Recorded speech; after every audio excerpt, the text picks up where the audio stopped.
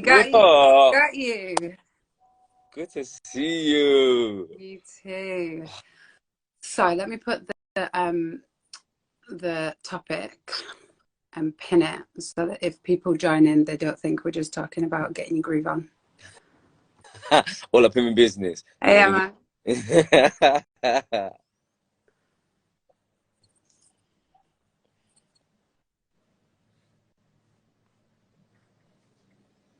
And are you comfortable talking about this with people knowing? And Thank you.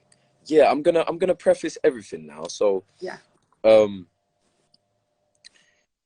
how shall I start this? Peace, bro. Take care, man. Look, so yeah, I was saying goodbye to my friend. excellent. Yeah, so polyamory. I want to start by saying polyamory is a framework. Polyamory is not me as a human being. I need you to know that to start with. Yeah, That's my only yeah. preface. Cool. So basically, you're saying you're not defined by the box that people like to put this type of relationship. You're not conforming to that box. Yes, yes, yes, Okay. yes. I'm using it as a tool, actually. As So a tool. what types of relationships have you been in? I'd say from monogamous. Take care, dog. Alright, so monogamous relationships, like traditional ones where it's just girlfriend, you know what I mean? And staying like loyal with it. But in most of my life, of my early, like before adulthood, Mm-hmm. I was having girlfriends and just like cheating on them, you know? So sort of monogamy, but Well, it was just non-consensual polyamory, thank really. you, thank you, thank you. Let's talk about Which it. is most monogamous relationships, if we're really brutally honest, are just non-consensual polyamorous relationships. But yet lots of people pass judgment on polygamy and polyamory as though their relationship construct is based on honesty and trust and all of these things that it's quite evidently not. Because most people are lying. Lies, but lies. Lies. Okay, and that was my whole reason for getting into polyamory. Yeah, was actually because it's a tool to be honest, to be consensual. Most people out here, and they ain't got good karma when it comes to connections and relationships. Karma's all waffed up, and I was one of those people too. Yeah. Yeah, yeah. And it's the truth of the situation is that a lot of people are scared to have mature conversations. One, communication sexy, straight. You know me. Yeah. As soon as somebody's like, can we have a challenging conversation, please? Know me? I'm like, what, with me? Yes, please. Yeah. Right. So we need to have these challenging conversations, and it's a great way to move forward with people. I've learned stuff from polyamory that has actually helped me with communication in so many other areas of my life, just because of the attention that you give somebody or the attention that I learned to give when I really I feel something with this person and I actually care about them. That space doesn't go anywhere once you learn to be mature enough to use it in a relationship. You can learn to be mature enough to use it with your family. You can learn to be mature, do you know what I mean, with your workplace. It Works in carries over. 100%. Mm. With what I've found though, with polyamory and polygamy on the internet, they've over sexualized it to a whole nother level where it's just one dude with like his two sexy women, Trust, lipsing on each other. He's like, that's what sold me this dream. the dream. No, but I need to run you though, because someone did sell me the dreams. I did get sold a dream, just like. But the dream that I got sold was a bit different. You can research this guy called His name is I'll type it in. his name is Brother Polite. Brother Polite, as in Yeah. P-O. P-O and then Light. And Brother Polite is he's on YouTube, so you can like see his stuff for a long time. He's friends with Floyd Mayweather. He's a cool guy, you know, entrepreneur. And I think he went to prison. Long story short, he went to prison. Right, but I'll put it in the comments anyway. And So. yes, well, yeah. Long story short, he went to prison. He had a wife that was riding for him when he was in prison. When he was in prison, he read a load of books and came out and essentially like set up a load of businesses that just bust straight away. They bust, and they're all legally, just because he channeled his male energy into a practice, into something that was productive while he was here. And so, long story short, we'll fast forward now, and he's you know, a successful polygamous now. Polygamous meaning that he's married to multiple women, married to 4 women. That was really interesting to me, because he was speaking about using polygamy as a tool to essentially upgrade your financial, like your status and that was interesting to me, because if anybody who knows me knows that I'm pro blackness. I'm pro black excellence. Like I'm here for it. You get me? Yeah, I'm here for it too. I'm here for it too. Yeah. And so that was really appealing to me, because this is a black man with like 4 beautiful wives. Like, whoa. You know what I mean? And the car's all nice. Like, whoa, I'm still a black man, black king. I like gold. Yeah, exactly. Now, the main thing that strong, yeah, you get it. So the whole framework was what I was really interested in. And so that was the dream that I was sold. So how did you venture from polygamy to polyamory? Because polyamory is obviously quite different to polygamy, where the woman also can have multiple partners, and also there's lots of subcategories within polyamory. So what made you, because obviously doing polygamy is very, from what I've read and what I've seen, is very much about the man is leading in that space. And polyamory is like, it's very much depends on the subcategory of polyamory that you choose to. So are you in a subcategory of polyamory? Because there's like I would say that polyamory is all about creating your own framework. It's about creating something that, like, why do you want to do it? I wouldn't recommend anybody to loosely say that they're practicing polyamory if they're not actively creating a framework for themselves. Well, what do you think the 3 top things that men going into polyamory need to already have established within themselves?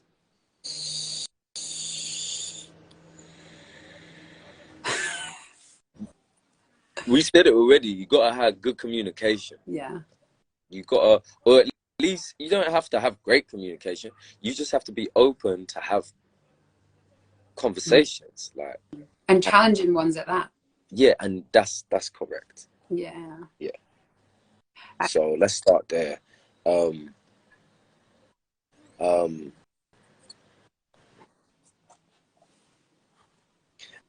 And then a self-awareness is the second thing. Self-awareness, something that seems to be like a magical dust that lives on an island far away from people. Yeah. Yo, the king of Dahab, he says he likes you a lot in the way you present. Oh, yes. A Nubian man, black man, he says. I love that. No, not at the moment. Because special time. Just me and Queen, bro. Yeah. My love, no talk. Okay. Okay. Stop, Mr. Saeed, you stop it. I'm busy. Habibi. All right, cool. So yeah, you've given me 2. So like, what do you think? What did we say so far? You said communication and self-awareness. Self-awareness. So communication, self-awareness. Mm-hmm. Those are really important. Hard conversations, communication, self-awareness. Well, I mean, the last one.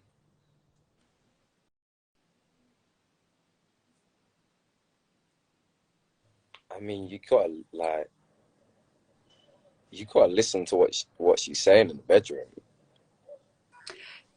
Did you know 70% of women? Everyone's always like, oh, here she goes. No, they be popping it off like that. 70% of women have to finish off themselves. 70% of women, and then like.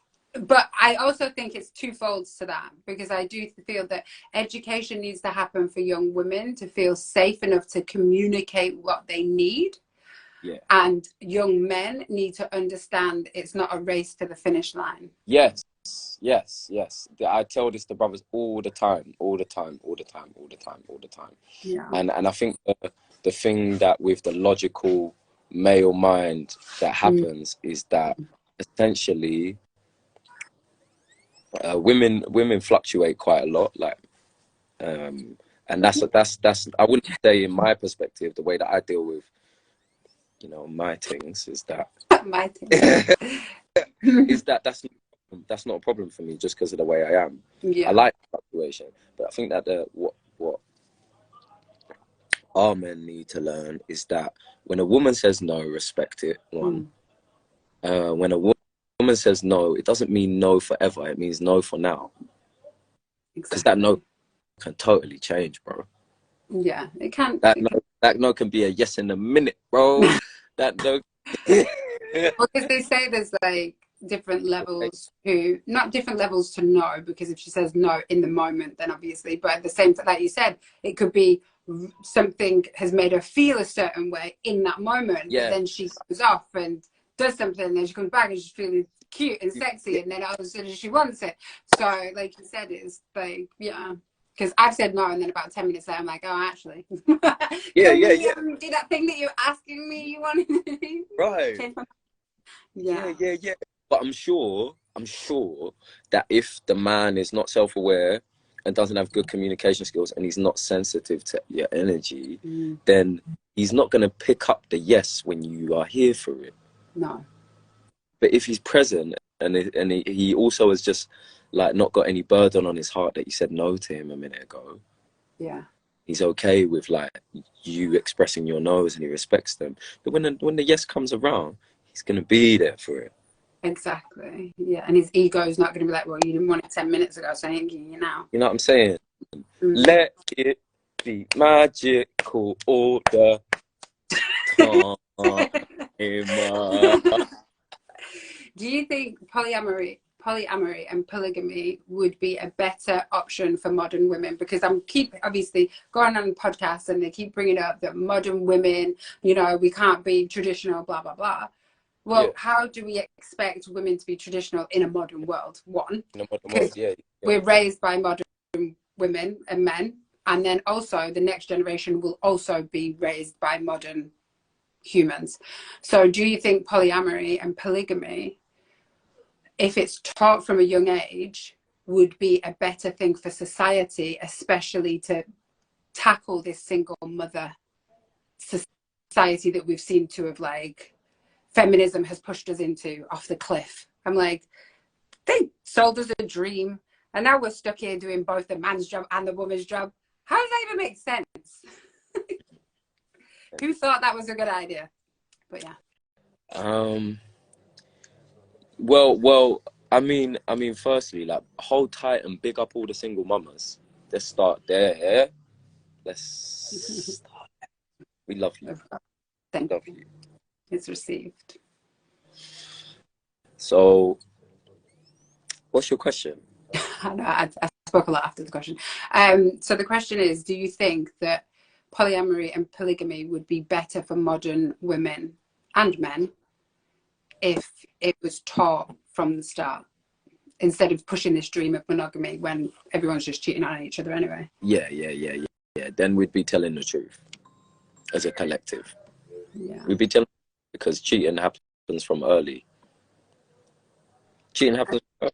Well, it's taught behavior. Somebody said to me, oh, how is it taught behavior? But like, when you are brought up in a house, it's your blueprint. So like, things don't need to be said to be taught. And so when people are like, oh no, well, if you don't tell your child that cheating's happened, then they're not ever going to know. Well, I mean, on what planet? What were the things when you first started doing poly? What were the things emotionally that rose for you and for the women that you were doing it with? Yeah.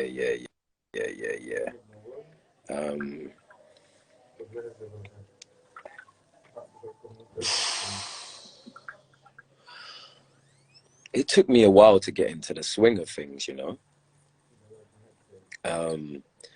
But the conversation, things that arose, let's just get you into the what you asked. What arose for me and the women? I think that the first thing that arose was like, if I'm gonna do this honestly with these women, then I have to be integral and up to date. Meaning, like, things change. Like, the feelings I have in this moment and the circumstance that is in this moment is going to be different than in 2 weeks from now. Yeah. That's just life is, right? So you get the update. I feel like the first things that were arising was me taking responsibility to give the people I'm dealing with the update. So you decided, whilst you were already dating multiple people, you then decided, oh, I'm actually going to do polyamory, and they didn't know? No, I started from scratch. So I started from not dating and just being... Okay. Then I went on to dating one person and communicating with them that this is what I'm going to do. Framework. This is my framework. It's not necessarily what I'm doing right now, because the next question they ask is always, well, how many people are you with right now? And most of the time, I'm just like, I'm just with you right now. But if you met somebody, it may if I met someone, no, yeah, and it may change. So expressing my framework to you honestly. Yeah.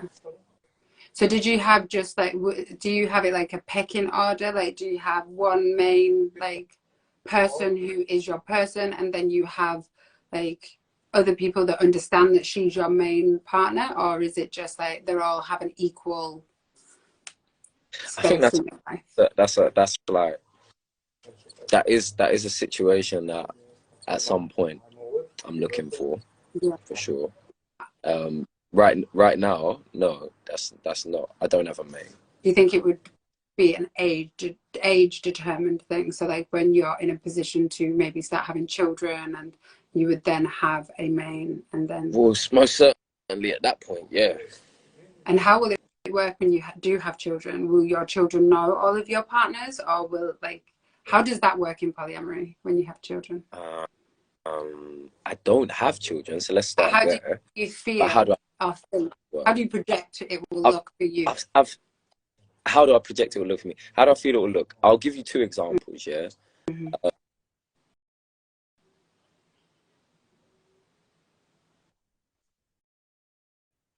No, currently works. And maybe you know a little bit more about this particular topic than me, but there is a type of family setup that was studied, and it's essentially like family systems where you have maybe like two families living in one house, and like it's a little bit of a polyamorous situation going on. Not saying that's what I want, but there are family systems that have like the husband and a boyfriend and a girlfriend and in one house, and they're raising children, like they're raising kids. And there can be other people within the community of their home. The support must be absolutely amazing. I was gonna say, because goodness sake. But the only okay, so for me, when I'm in my logical mind, Yeah.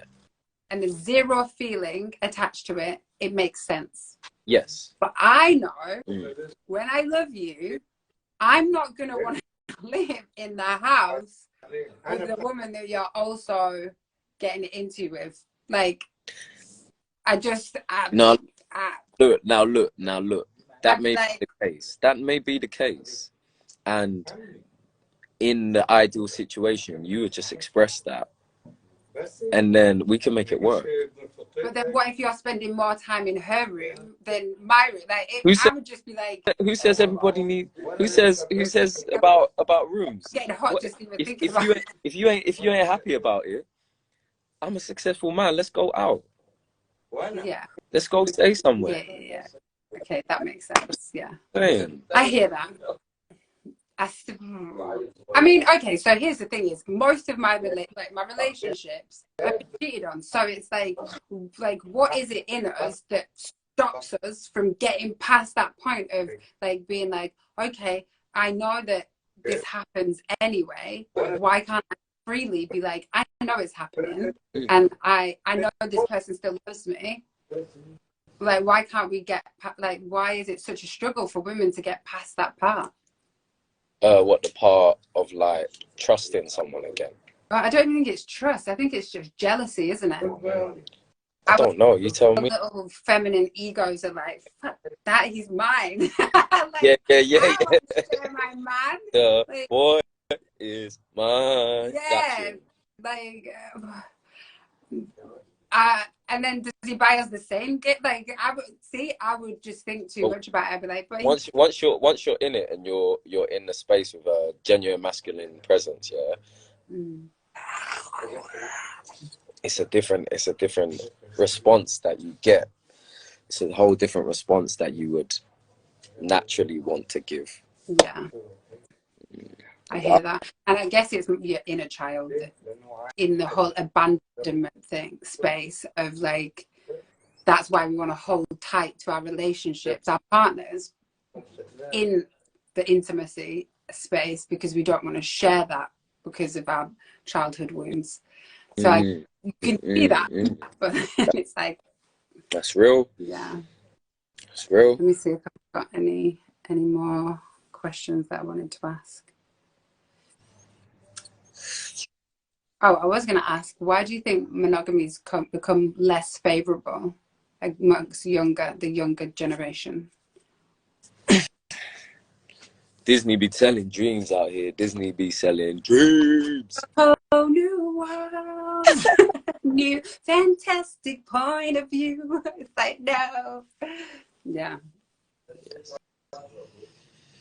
So that's what I think. Look, maybe one more question, but I'm gonna have to go in a second. Yeah, I need to go as well because I've got another live in 20 minutes, and yeah. But thank you so much, Rees, for sharing. Habibi. Habibi. Do you wanna come say hello to Mr. Saeed now that we're done with this?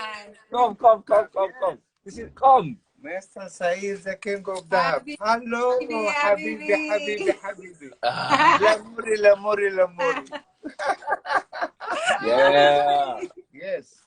Bless my brother. I am here to dab since a longer This time. is the king of dahab. Yes. Oh. Why? And uncle also. Why, king? Why? Because I have many apartments, many houses. Just as many as he has wives. So he has many houses and many wives? And away House to and many the... Yeah. Good one, bro. If you want What? any apartment, yes. Oh, Wow. And this, His my number. No, I think Yes. if Offering me something a happens house? on planet Earth, 012. You better stop. We're not putting that on the Habibi. internet. Offering me a house? Okay, buy one. Buy 2 grams. Any. Yeah, Habibi. buy one get one. Bye. Good night. That's yeah.